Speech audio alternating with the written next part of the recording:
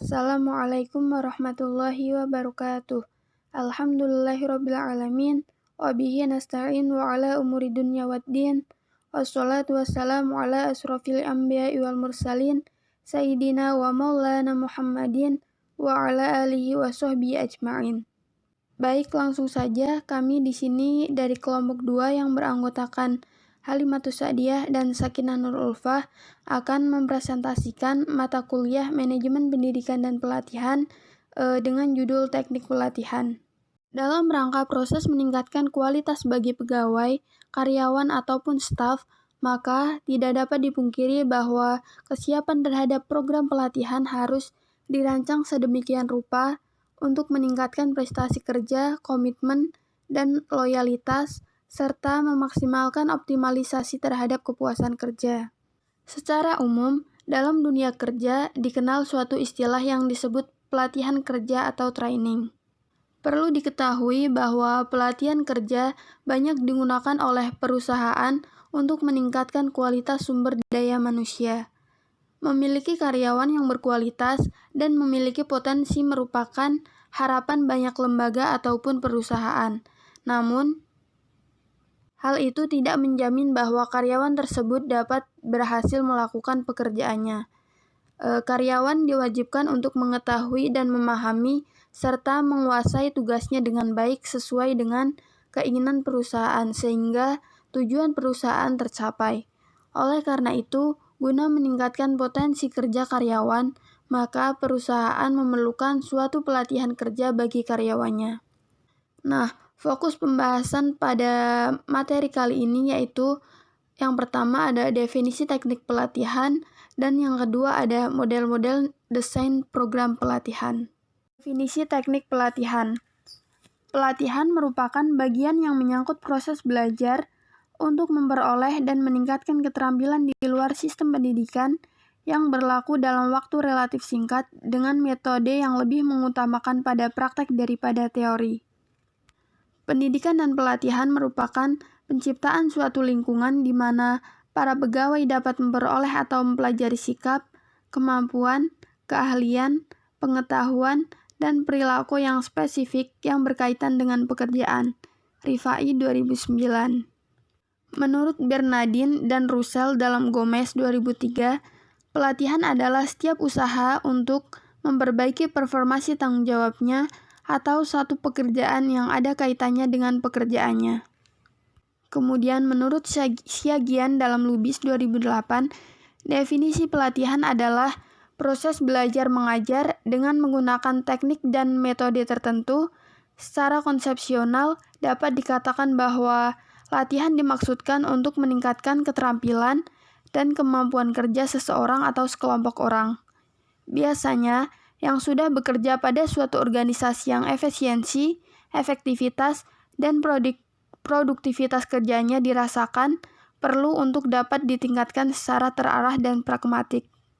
Nah, dari beberapa pengertian di atas, dapat dikatakan bahwa pelatihan merupakan salah satu upaya perusahaan untuk meningkatkan kinerja karyawannya agar mereka dapat bekerja dengan baik dan dapat memberikan kualitas pelayanan yang baik pula kepada pelanggan. Menurut Rahmawati 2007, pelatihan dapat dilakukan dengan dua metode, yaitu on-the-job training dan off-the-job training. Yang pertama yaitu on-the-job training. Bentuk pelatihan ini mempunyai keuntungan karena cukup fleksibel, baik dalam lokasi dan organisasi. Bentuknya pun dapat disesuaikan dengan kebutuhan dan berkaitan langsung dengan pekerjaan karyawan. On-the-job training adalah pelatihan pada karyawan untuk mempelajari bidang pekerjaannya sambil benar-benar mengerjakannya.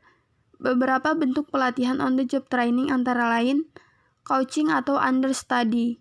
Bentuk pelatihan dan pengembangan ini dilakukan di tempat kerja oleh atasan atau karyawan yang berpengalaman. Selanjutnya yaitu pelatihan magang atau apprenticeship training. Pelatihan yang mengkombinasikan antara pelajaran di kelas dengan praktik di tempat kerja setelah beberapa teori diberikan pada karyawan. Nah, yang kedua yaitu on-the-job training. Beberapa bentuk pelatihan of the job training antara lain yaitu yang pertama ada lecture.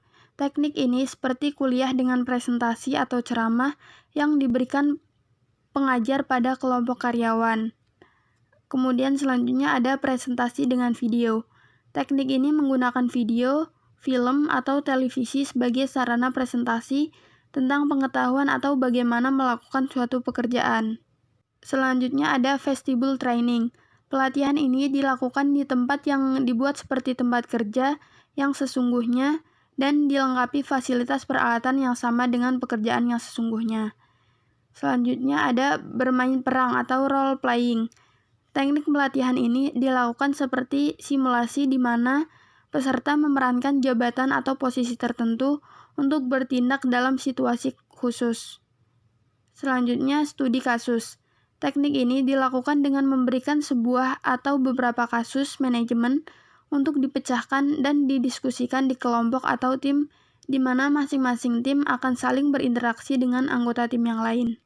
Selanjutnya ada self-study, merupakan teknik pembelajaran sendiri oleh peserta di mana peserta dituntut untuk proaktif melalui media bacaan, materi, video, kaset, dan lain sebagainya. Hal ini biasanya dilakukan karena beberapa faktor, di antaranya keterbatasan biaya, keterbatasan frekuensi pertemuan, dan faktor jarak. Selanjutnya ada program pembelajaran. Pembelajaran ini seperti self-study, tapi kemudian peserta diharuskan membuat rangkaian pertanyaan dan jawaban dalam materi sehingga dalam pertemuan selanjutnya, rangkaian pertanyaan tadi dapat disampaikan pada penyelia atau pengajar untuk diberikan umpan balik. Kemudian laboratory training. Latihan ini untuk meningkatkan kemampuan melalui berbagai pengalaman, perasaan, pandangan, dan perilaku di antara para peserta. Dan yang terakhir ada action learning. Teknik ini dilakukan dengan membentuk kelompok atau tim kecil dengan memecahkan permasalahan dan dibantu oleh seorang ahli bisnis dari dalam perusahaan atau luar perusahaan.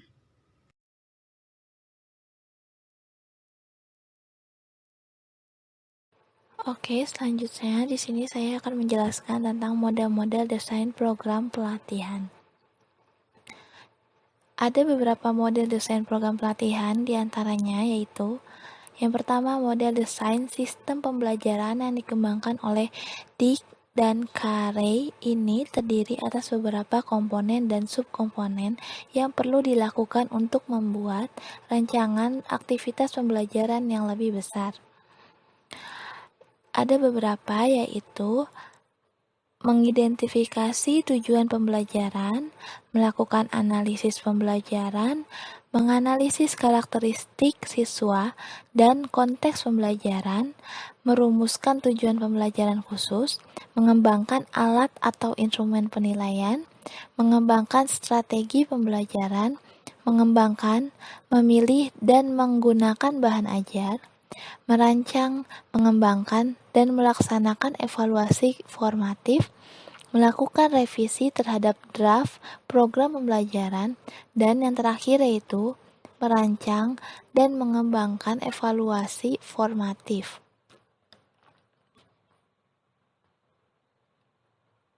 Yang kedua yaitu model desain sistem pembelajaran yang dikemukakan oleh Kemp, merupakan sebuah model yang berfokus pada perencanaan kurikulum. Model dengan pendekatan tradisional ini memprioritaskan langkah dan perspektif siswa yang akan menempuh proses pembelajaran. Adapun model desain ini tergolong dalam taksonomi model yang berorientasi pada kegiatan pembelajaran individual klasikal, di mana guru dapat menggunakan untuk menciptakan proses pembelajaran yang berlangsung di dalam kelas secara efektif, efisien, dan menarik. Adapun komponen-komponennya yaitu mengidentifikasi masalah dan menetapkan tujuan pembelajaran, menentukan dan menganalisis karakteristik siswa, mengidentifikasi materi, dan menganalisis komponen-komponen tugas belajar yang terkait dengan pencapaian tujuan pembelajaran, menetapkan tujuan pembelajaran khusus bagi siswa, membuat sistematika penyampaian materi pembelajaran secara sistematis dan logis, merancang strategi pembelajaran, menerapkan model untuk menyampaikan materi pembelajaran, mengembangkan instrumen evaluasi, yang terakhir yaitu memilih sumber-sumber yang dapat mendukung aktivitas pembelajaran tersebut. 3, yaitu ada desain program pelatihan model ID. Model ID dikembangkan oleh University Consortium for Instructional Development and Technology. Model ini pada prinsipnya terdiri mempunyai 3 tahapan, yaitu define, develop, dan evaluate.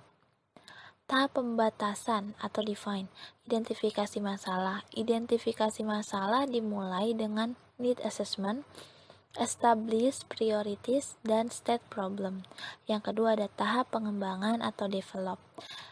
Identifikasi tujuan. Tujuan ini ada yang bersifat umum dan khusus. Yang ketiga ada tahapan penilaian atau evaluat. Tes uji coba setelah prototipe program instruksional selesai tersusun, maka harus diuji cobakan. Uji coba ini biasanya dilakukan pada sampel audience. Yang keempat yaitu desain program pelatihan model IPISD. Rancangan sistem pembelajaran merupakan prosedur terorganisir yang mencangkup langkah-langkah menganalisis, merancang, mengembangkan, melaksanakan, dan menilai pembelajaran. Langkah ini dalam setiap proses memiliki dasar yang terpisah dalam teori maupun praktek seperti halnya pada proses ISD secara keseluruhan. Dalam pengutaraannya yang lebih sederhana adalah sebagai berikut. A. Menganalisis, yaitu mengidentifikasi apa yang dipelajari. Yang B. Merancang, yaitu menspesifikasi proses dan produk. Yang C. Mengembangkan adalah memadu dan menghasilkan materi pembelajaran. Yang D. Melaksanakan, yaitu menggunakan materi dan strategi dalam konteks.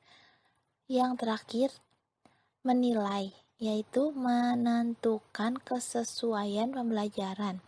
Pada umumnya, ISD bersifat linear dan membuat prosedur yang menghendaki kinerja dan konsistensi. Yang kelima yaitu model pembelajaran BRICS berorientasi pada rancangan sistem dengan sasaran guru, karena guru yang akan bekerja sebagai perancang kegiatan instruksional dan yang akan menjadi tim pengembangan instruksional. Langkah-langkah model pembelajaran BRICS adalah yaitu menentukan tujuan, perincian tujuan, rumusan tujuan, analisis tujuan, penyiapan evaluasi hasil belajar, sequence dan jenjang belajar, penentuan kegiatan belajar, monitoring pelaksanaan kegiatan yang direncanakan, evaluasi formatif dan evaluasi sumatif. Itu menurut Prawiradilangga pada tahun 2007. Yang terakhir yaitu ada desain program pelatihan model kompetens.